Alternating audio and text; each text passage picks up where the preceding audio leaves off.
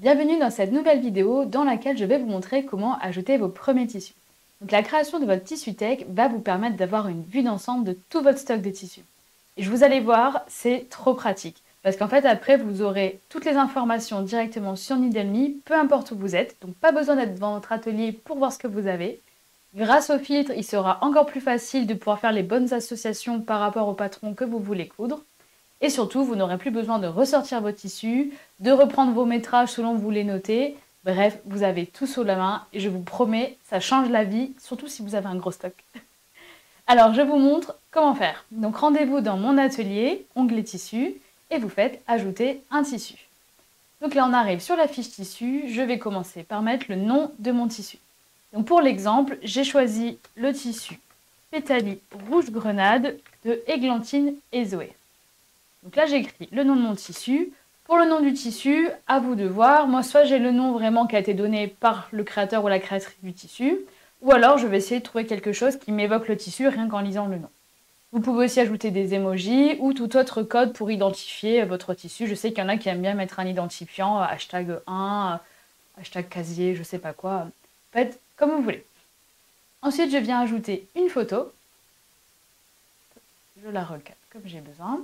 Pour la photo, plusieurs possibilités. Là, dans mon cas, comme c'est un site, c'est un e-commerce, je peux tout simplement récupérer la photo qui est en jolie qualité et l'importer sur Needle.me.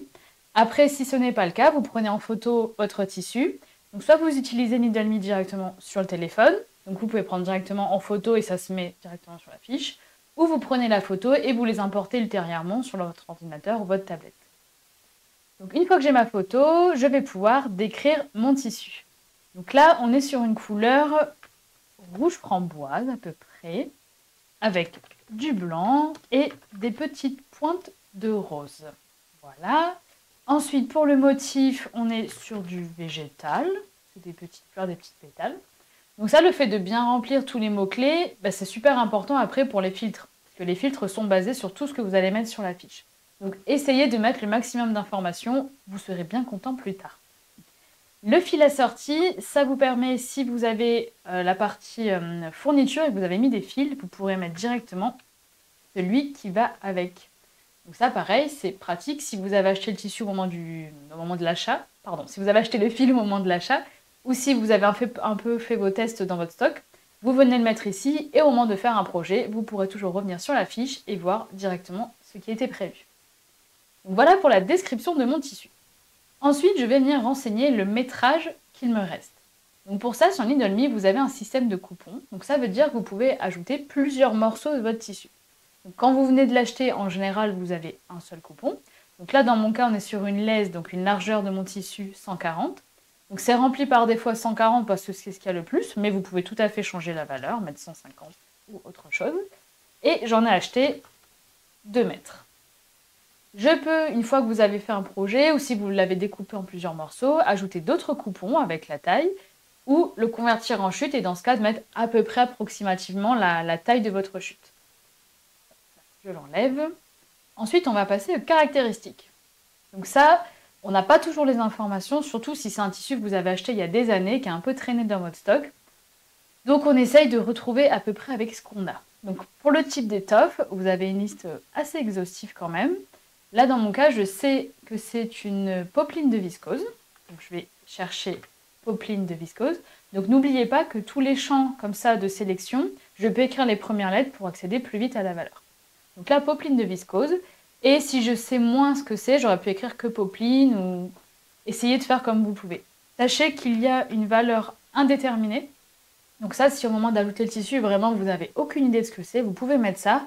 Et je vous invite après à vous rapprocher, soit dans des cours de couture, dans des magasins, à poser la question, en fait, de ramener un petit bout de votre tissu, dire est-ce que vous auriez une idée de ce que ça pourrait être, ou faire des tests sur la matière, etc. Et y revenir plus tard. Donc, je remets popeline de viscose. Le tombé, il faut choisir fluide souple, raide, fluide. Le poids, ça, s'il me l'est donné. Donc là, c'était du 115 grammes au mètre carré. Donc sur Needle.me, on est en grammes par mètre carré. Si jamais sur le site, on vous l'a donné par exemple en grammes par mètre linéaire, donc vous voyez ici, il y a un petit convertisseur qui est directement dans l'application. Et je peux dire, par exemple, j'ai un point en grammes par mètre linéaire, je marque n'importe quoi, La largeur, il ferait 140 et ça me dit ça fait 80 grammes au mètre carré. Et dans ce cas, je mets la bonne valeur juste ici. Ensuite, on va avoir l'extensibilité en largeur ou en hauteur. Donc ça, si vous n'avez pas l'information, sachez que ça se calcule. Je vous ferai des petits contenus sur ça ultérieurement. Donc voilà, si vous avez la valeur, vous l'écrivez. Si vous ne l'avez pas, ça peut se calculer. C'est surtout important au niveau des mailles, parce que des fois, dans les patrons, on va vous recommander une certaine extensibilité, voire dans les deux sens. Donc à ce moment-là, vous pourrez utiliser vos filtres et voir directement les mailles qui conviennent pour le projet. Ensuite, vous avez les labels. Donc là, par exemple, on va être sur du haut Ecotex, mais vous avez les bio et d'autres choses. Et la composition du tissu. Vous avez une liste avec des valeurs prédéfinies. Donc le petit icône, c'est parce que des fois, sur les étiquettes, on vous donne le nom comme ça, je sais pas comment, dans l'industrie. Et sinon, vous pouvez très bien écrire vous-même la valeur. Ici, on est sur une 100% viscose. Et vous pouvez rajouter, si ce n'était pas 100%, 20% d'autres choses. Voilà, vous pouvez écrire précisément la valeur. C'est rappelé ici de toute façon. Voilà pour les caractéristiques de mon tissu. Maintenant, on passe à la partie organisation. Donc, les étiquettes et rangements, il y aura une vidéo dédiée dans la playlist des aides et astuces.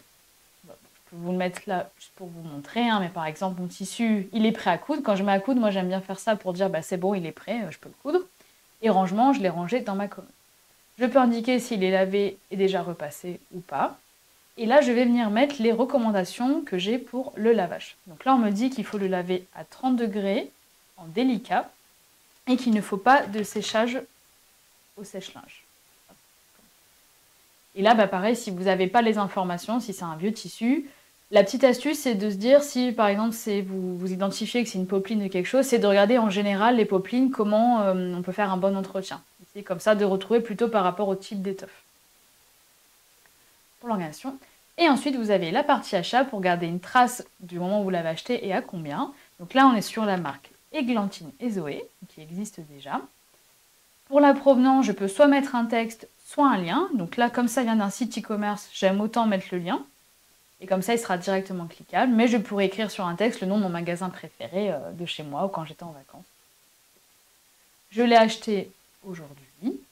Et il coûtait 21,5 € le mètre. Et donc, comme j'en ai acheté 2 mètres, ça fait 43 €. Et enfin, vous avez donc la partie notes, où là, je peux rajouter toute autre information, soit que me donne le créatrice ou la créateur du tissu, soit tout ce qui peut m'être utile. Donc là, j'avais noté que je pouvais me noter... Hop.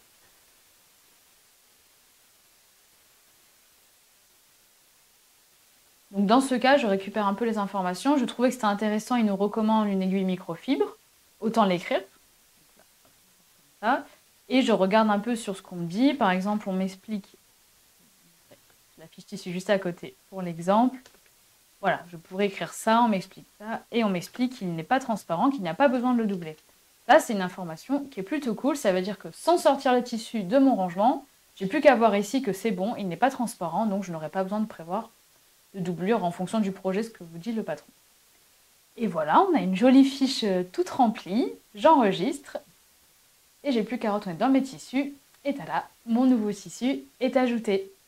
Voilà, vous savez maintenant comment ajouter vos tissus pour vous aussi créer votre joli tissu tech. Et franchement, ça vaut vraiment le coup. Je sais qu'on me dit des fois que ça prend du temps de mettre les tissus, mais c'est un investissement qui va vous rendre grandement service après. Puis franchement, c'est plutôt sympa, je trouve, de redécouvrir ces tissus, d'avoir de nouvelles idées. Donc essayez, faites-vous, soyez méthodique, commencez par dire, voilà, je vais faire 10 tissus ce week-end, puis 10 tissus le prochain. Et vous serez vraiment trop contente du résultat à la fin. Trop content et trop contente. Voilà, on se dit à très vite pour une prochaine vidéo.